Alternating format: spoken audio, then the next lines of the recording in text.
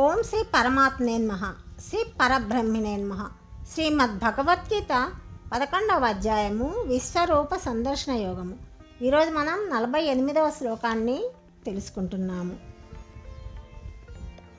అర్జునుని ఆ ప్రార్థనను విని భగవానుడు తన సౌమ్య రూపముతో తిరిగి ప్రత్యక్షము కానున్న వారై విశ్వరూపము యొక్క మహిమను ముందుగా వెల్లడించి చెప్పటము ఈ 48వ శ్లోకంలో మనము తెలుసుకుంటున్నాము.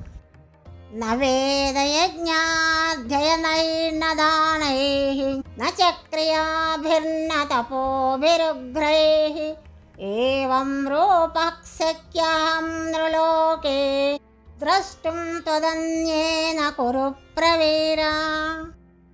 అర్జున, వేదాధ్యయనముచే గాని, యజ్ఞాచరణములచే గాని, దానములచే గాని, తీవ్ర తపశ్చర్యలచే గాని, తదితర పుణ్యకర్మలచే గాని ఈ మానవలోకమున నా ఈ విశ్వరూపమును నీకు తప్ప మరి ఎవ్వరికి నీ చూడశక్యము కాదు.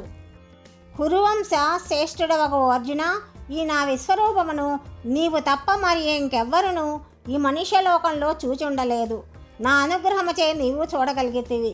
ఇంకా వేదాధ్యయనము, యజ్ఞాధ్యయనములచే గాని, దానములచే గాని, ఘోర తపస్సులచే గాని ఇట్టి విశ్వరూపుడనగు నన్ను చూచుటకు శక్యము కాదు అని భగవానుడు అర్జునునితో చెప్తున్నాడు.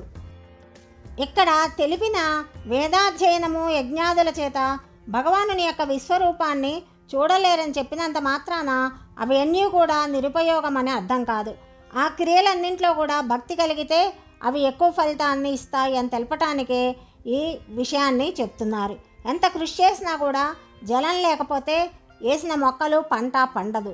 అలాగే ఎన్ని యజ్ఞయాగాదులు చేసినా, ఎంత వేదాధ్యయనం చేసినా భక్తి అనే క్రియ లేకపోతే వాళ్ళది ఆ భక్తి ఫలించదు అని ఈ శ్లోకం ద్వారా భగవానుడు మనకి చెప్తున్నారు.